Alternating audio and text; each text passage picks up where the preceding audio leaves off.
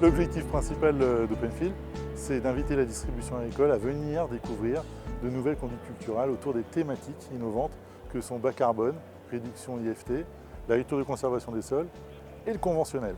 C'est une plateforme pluriannuelle sur 5 années sur laquelle on va travailler 5 rotations, à savoir des rotations plus à destination culture industrielle, telles que la betterave, la pomme de terre, mais également des rotations autour de la méthanisation, des prairies, et puis des choses plus classiques comme le colza, les orges, mais dans laquelle en fait on a inséré par exemple un soja pour allonger la rotation.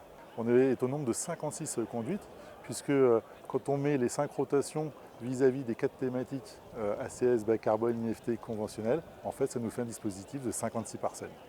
Le principe, gardez en tête, c'est qu'on n'est pas là pour opposer les formes d'agriculture, c'est bien de se dire, il y a plusieurs formes d'agriculture, quelles sont les pistes, quels sont les bons leviers à adopter pour telle ou telle technique.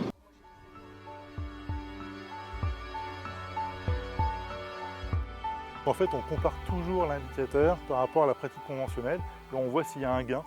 Et là, en l'occurrence, ici, on voit que sur mon soja, je vais gagner 29% d'IFT par rapport à un soja classique. Et donc tout le pilotage se fait comme ça sur chaque conduite, où là on voit si je gagne des CEPP, si j'améliore mon coût de production, si mes gaz à effet de serre diminuent ou augmentent. Là en l'occurrence, je vous dis, à chaque fois on ne met pas dans le mille dans tous les cas de figure. Et puis également un indice de régénération, donc c'est la fameuse biodiversité qu'on travaille avec PADV. Voilà le principe. Le point très intéressant, c'est qu'on associe différents fournisseurs ou différents partenaires. Et là, en l'occurrence, on a travaillé donc avec la société Pixel Farming, qui travaille de la robotique agricole, qui va nous permettre justement d'éliminer tout ce qui est désherbage, que ce soit avec des produits conventionnels, mais cette fois-ci avec un désherbage plus mécanique et avec un robot. Ce n'est pas une seule solution qui va nous permettre de baisser l'indicateur X ou Y, c'est souvent une combinaison de solutions qui va nous permettre d'atteindre le résultat.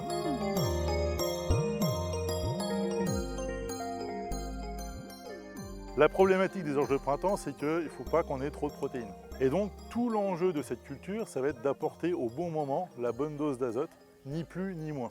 Et donc, pour piloter cette orge au-delà de la fertilisation azotée, on s'est associé avec une coopérative qui va nous aider en fait à piloter avec un nouvel outil.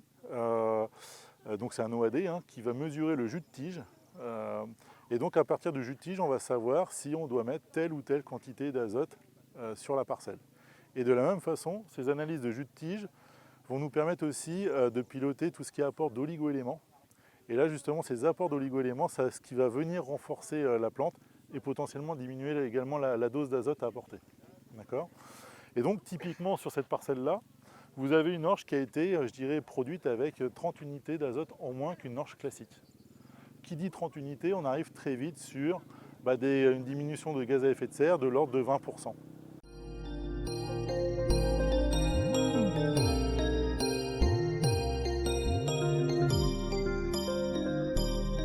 Ici, c'est un super exemple.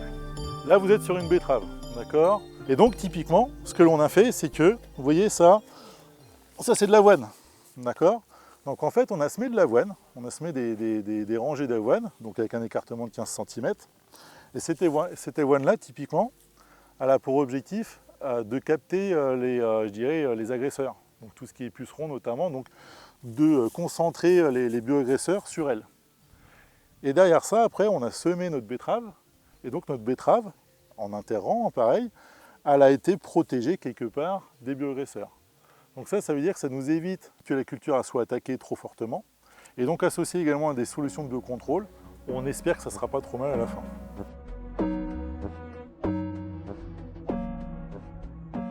La gestion des pucerons, on arrive avec l'aide des plantes compagnes à limiter la pression au départ et du coup d'utiliser ces solutions de biocontrôle. Sinon, on est obligé de passer de nombreuses fois avec des produits chimiques, donc des insecticides classiques, sans pour autant avoir des niveaux d'efficacité qui soient aussi excellents que ça. Donc la bonne solution à terme, ça va être celle-là. Et donc au final, l'indice IFT, il est réduit de 50% pour l'agriculteur, donc ça lui permet au niveau des MAE, des choses comme ça, d'avoir un intérêt pour lui, voire celui qui veut passer en haute valeur environnementale. Pour le distributeur, il va gagner des CEPP. Les variétés, ça peut générer des CEPP. Les produits de biocontrôle, ça génère des CEPP. sans pour autant avoir un coût de production qui soit augmenté. Donc ça aussi, c'est important de garder à l'esprit la partie économique pour l'agriculteur.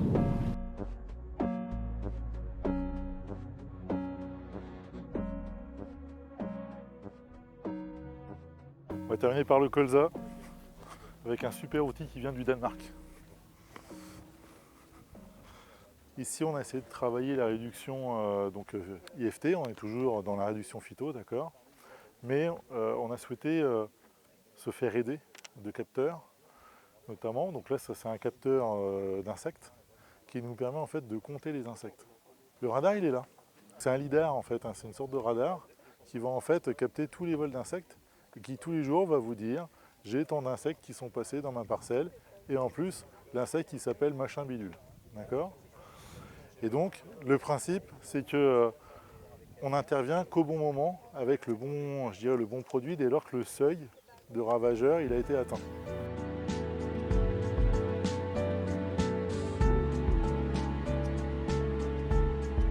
Nous, on espère que cette plateforme, qui est unique pour le moment en France, de par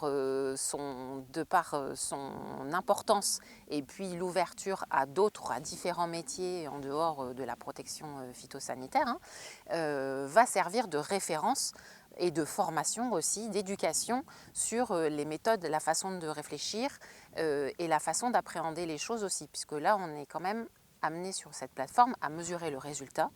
Donc que ce soit selon les objectifs en gain d'IFT, gain de CEPP, en gain d'émissions de gaz à effet de serre ou en gain de productivité. Donc forcément cette plateforme va être amenée déjà à avoir une vocation est déjà ouverte, mais à s'ouvrir davantage dans les années futures. Alors selon les conduites, on avait quand même un objectif, je l'ai parlé d'IFT, de réduction d'usage des produits de protection des plantes. On a quand même déjà de belles surprises. C'est-à-dire que sur certaines cultures, on arrive à diminuer de plus de 50% les IFT. Et en même temps, on amène également des CEPP pour les distributeurs. Donc c'est déjà le premier enseignement de la plateforme.